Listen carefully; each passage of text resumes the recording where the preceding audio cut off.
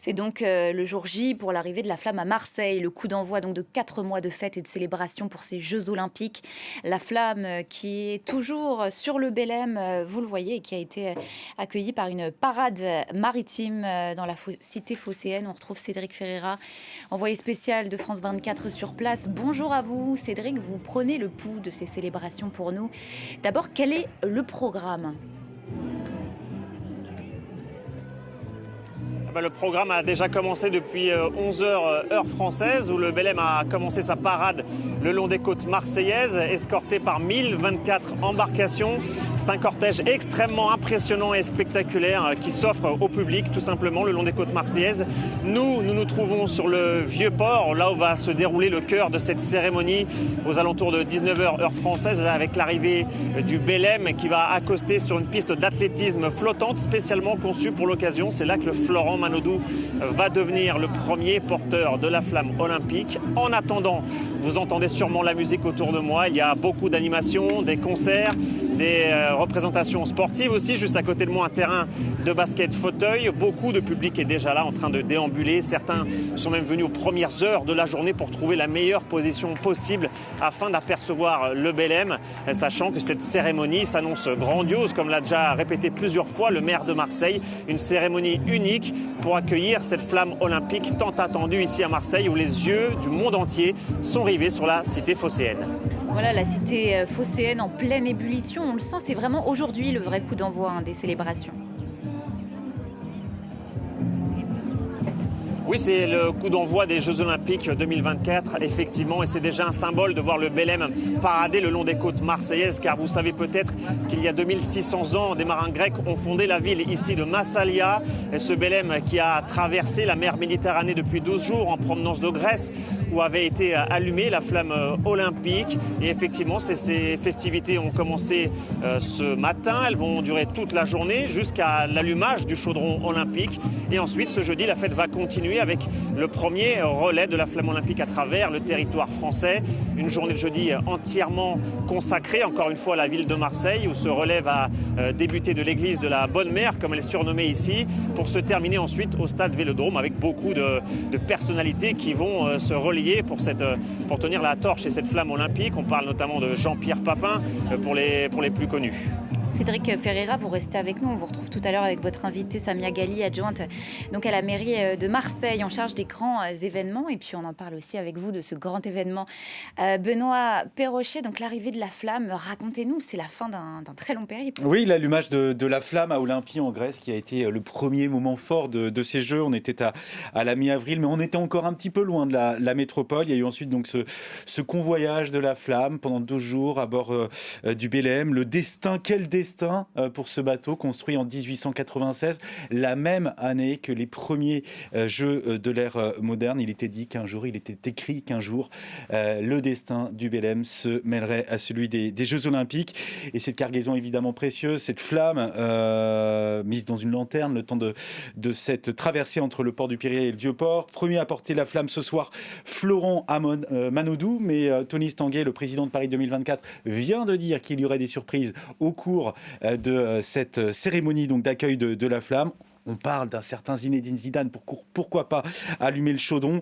Florent Manodou, c'est en tout cas l'une des figures de la natation française, médaillé d'or à Londres en 2012 et 2 fois médaillé d'argent à Rio puis à Tokyo. Une longue histoire liée donc aux Jeux pour Florent Manodou. Et dès demain, la flamme qui sera donc dans les rues de Marseille, elle passera la nuit dans le temple du football marseillais, le stade Vélodrome. C'est Basile Boli qui sera le premier porteur de la flamme demain, lui qui avait inscrit ce but en finale de la Ligue des Champions remportée par l'Olympique de Marseille. Et c'est Didier Drogba qui allumera le chaudron demain soir, le footballeur ivoirien qui n'a joué qu'une seule saison à l'Olympique de Marseille, mais qui a laissé un souvenir impérissable. 10 000 porteurs en tout de cette flamme à travers le territoire français, au profil aussi divers que varié, mais tous choisis.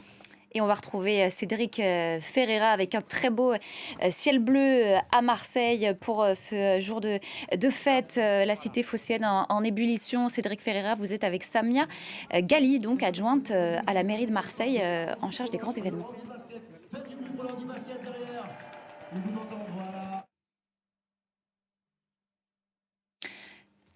On retrouvera Cédric Ferreira et son invité dans un instant quand les problèmes techniques nous le permettront. Benoît Perrochet, en tout cas Cédric nous l'a bien fait vivre. On le voit, il y a un beau ciel bleu, on sent l'effervescence. C'est les couleurs de Marseille aussi. À Marseille, c'est le premier jour, vraiment le vrai coup d'envoi de cette longue séquence olympique et paralympique. Absolument, ce 8 mai qui doit lancer les JO et les Jeux paralympiques. Il doit donner aussi un nouvel élan, faire basculer les Français vers ces Jeux. On a beaucoup parlé jusque-là des problèmes de transport, des problèmes logistiques, des problèmes de sécurité aussi qui entourent l'organisation de ces Jeux, d'un Paris congestionné l'été prochain. On a un petit peu oublié ou mis de côté ce que Paris, la France, s'apprêtait à accueillir le plus grand événement sportif de la planète le 26 juillet prochain, jour de la cérémonie d'ouverture. Ils seront des milliards devant leur télé à assister à cette cérémonie d'ouverture. Un mot sur cette cérémonie inédite dans l'histoire des Jeux, cette longue parade d'athlètes de 6 km entre le Pont d'Austerlitz et le Trocadéro sur la Seine. Ça n'a jamais été fait dans l'histoire. Un spectacle imaginé également par Thomas Joly depuis des mois, le metteur en scène de cette cérémonie qui veut jouer avec les monuments de la capitale. Une carte postale en tout cas pour la capitale, à condition évidemment que tout se passe bien. Tout est mis en œuvre par les services de l'État pour faire en sorte que cette cérémonie, que ces Jeux se passent dans de bonnes conditions malgré les défis immenses que ça représente. Mais oui, c'est vrai que ce 8 mai, ça marque une nouvelle étape. Les organisateurs de Paris 2024 qui avaient évidemment coché cette case pour que enfin l'état d'esprit et l'engouement montent un petit peu au sein de la population. Et on va tenter de retrouver Cédric Ferreira et son invité, Cédric Ferreira, envoyé spécial de France 24 à Marseille. Vous êtes donc avec Samia Ghali. C'est à nous. Samia ? Oui, bonjour, ça y est, on a notre invité avec Samia Ghali, adjointe à la mairie de Marseille en charge des grands événements, évidemment au cœur des festivités qui se déroulent ici. Merci à vous, Samia, d'être avec nous. Merci à vous d'être là, c'est important pour les Marseillais que vous soyez là aussi. Alors justement, comment se déroulent ces festivités pour le moment ? Écoutez, comme vous pouvez le dire, sous le soleil éclatant de Marseille, sous la lumière rayonnante et surtout avec une festivité, vous voyez, les gens s'éclatent, s'amusent, profitent, tout est beau, voilà. Alors c'est un événement évidemment important pour Marseille. Comment s'est déroulée cette préparation ? Pourquoi c'est si important d'accueillir la flamme olympique ici à Marseille ? Vous qui êtes né ici, qu'est-ce que cela représente pour la ville ? D'abord, il faut dire que ça fait 1 an et demi que je travaille sur l'arrivée de la flamme, que pour nous c'était important. Gyptis et Protis, c'était pas à Paris, c'était à Marseille. Massalia, il n'y en a qu'une et c'est à Marseille. Et tout simplement, c'était naturel que d'Olympie, la flamme, elle ne pouvait qu'arriver sur le port de Marseille. Autrement, il y aurait eu quelque chose qui ne fonctionnait pas. 2600 ans d'histoire. C'est pas rien.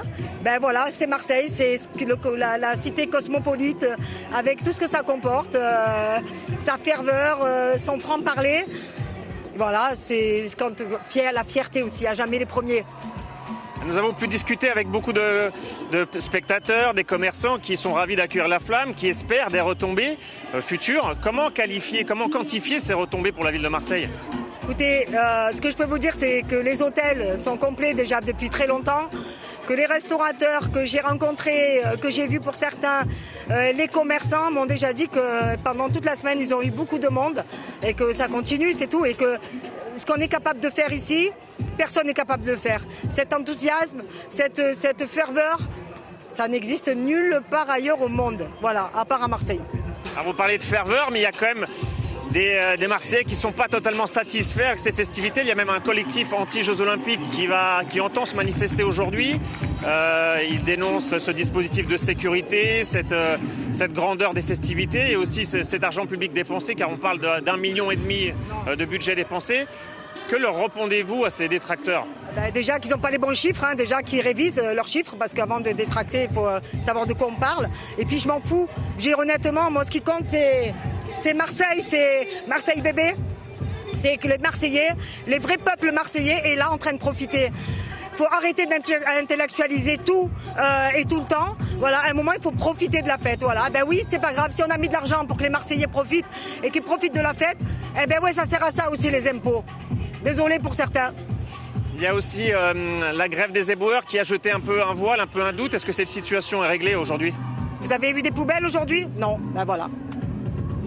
Les festivités vont continuer tout au long de la journée avec aux alentours de 19h l'entrée du Bélem ici dans le vieux port de Marseille. Ça va être un moment très important. On avait évoqué peut-être Zinedine Zidane pour allumer ce chaudron olympique. Vous avez confirmé qu'il ne sera pas là. Mais est-ce qu'il y aura tout de même des invités surprises? Est-ce qu'il y a des surprises qui sont prévues inconnues du grand public? Écoutez, déjà, quand on regarde la liste de tous les relayeurs, franchement, moi, je veux qu'on les respecte aussi parce que c'est pas rien. Il y a des gens qui représentent la ville. Un DJ Drogba à Marseille, c'est pas rien. Il n'y a que quand on n'est pas Marseillais qu'on ne sait pas que ça sert à que DJ Drogba, il a fait vibrer nos cœurs. En tout cas en ce qui me concerne. Mais je sais que c'est aussi le cas de beaucoup de Marseillais. C'est ça. C'est à la veille justement d'un match décisif. Il y a des gens comme ça qui comptent, que ce soit Dimeco, que ce soit Basile Boli, Papin. Excusez-moi, mais ça c'est dans l'esprit des Marseillais. Marseille, vous savez, c'est un peuple fidèle. Et c'est fidèle à ceux qui lui ont fait du bien. Alors croyez-moi que ça c'est important pour nous. Mais est-ce qu'il y aura quand même des invités surprises? Ça vous verrez, si c'est des surprises, je ne peux pas vous le dire. Vous êtes au courant sûrement? Je sais pas. Bon, en tout cas, on s'attend à des surprises pour ces festivités donc de l'arrivée de la flamme olympique qui, je vous le rappelle, le cœur de cette cérémonie se déroulera ici au vieux port de Marseille où nous nous trouvons avec l'arrivée du Bélem et cette flamme olympique à son bord. Merci à vous, Samia Ghali, d'avoir répondu à nos questions. Merci. Juste, je peux me permettre? Je peux? Oui, allez-y. Dire que par rapport aux détraqueurs, c'est que ceux qui font pour certains des élus, c'est quand même ceux qui ont tout voté au conseil municipal. Vous savez, moi, j'ai pas de double discours, quoi. C'est-à-dire, quand on vote, on assume jusqu'au bout. Et le message est passé. Merci à vous, Samia Ghali.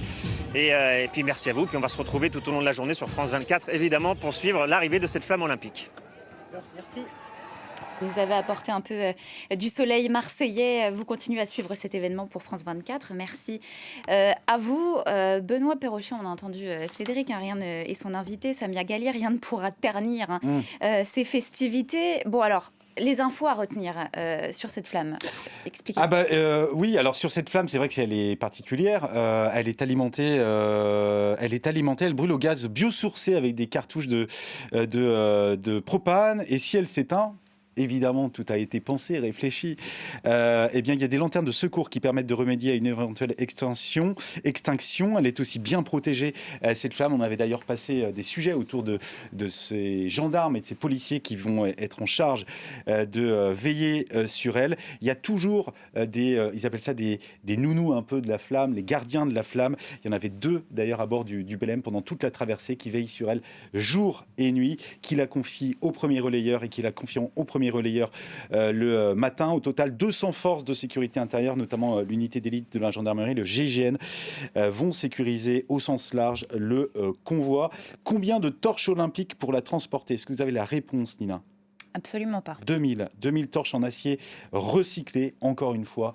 L'accent est mis sur des jeux responsables. 1500 donc pour les JO, 500 pour les Jeux paralympiques, dessinés par le designer français Mathieu Lehanner, qui serviront d'abord pendant tout le relais, soit à peu près 5 fois moins de torches que d'habitude. Elles sont également conçues pour résister au vent, à la pluie. Les 10 000 porteurs du relais, cela passeront de main en main à chaque ville-étape. Le dernier porteur du jour embrasera le chaudron, composé d'un anneau comme suspendu au-dessus d'un socle métallique avec un effet qui rappelle des ondes et des vagues, et lui aussi il a été conçu par Mathieu Lehanner. Ce n'est qu'au dernier jour du relais, le 26 juillet, que la flamme embrasera la vasque olympique. Cette fois, ce ne sera plus un chaudron qui va se substituer donc au chaudron. Ce sera lors de la cérémonie d'ouverture, la vasque qui sera installée au jardin des Tuileries, figurez-vous, au niveau du grand bassin, proche de l'entrée est, et face à la pyramide du Louvre, ce qui devrait être assez beau. Immense organisation. Benoît, alors comment est-ce qu'ils ont été choisis, ces porteurs de la flamme? Alors, je vous le disais, 10 000 porteurs, les personnes qui ne sont pas toutes des célébrités, qui ont été sélectionnées de diverses manières. Évidemment, les organisateurs ont reçu des dizaines de milliers de candidatures, vous pouvez l'imaginer. Des proches, des membres du club de Paris 2024 pouvaient nominer une personne de leur entourage qu'ils auraient aimé voir porter la flamme olympique. Ça représente 5000 porteurs. Donc, une autre partie des éclaireurs a été choisie par les sponsors du relais. Enfin, d'autres ont été sélectionnés au regard de leur engagement et de leur action pour faire vivre au moins l'une des 3 énergies de Paris 2024. Ces 3 énergies, c'est quoi? Le sport, le territoire et le collectif. Alors, je vais vous citer, par exemple, le nom d'un porteur, Albert Corrieri, bientôt 102 ans, doyen des porteurs. Son histoire, il a été condamné à 25 mois de travail obligatoire en Allemagne après la rafle de Marseille. C'était en 1943. Ce joueur de boules de pétanque à ses heures perdues aura le bonheur de porter la flamme à Marseille. Donc demain, sa ville de toujours. Mais vous avez également Benjamin, musicien de 43 ans, atteint de paraplégie, qui a traversé la France à vélo. Hayet, bénévole de 21 ans, engagé pour éduquer grâce au sport dans les quartiers prioritaires. La grande question, évidemment, c'est qui apportera, qui allumera cette vasque olympique.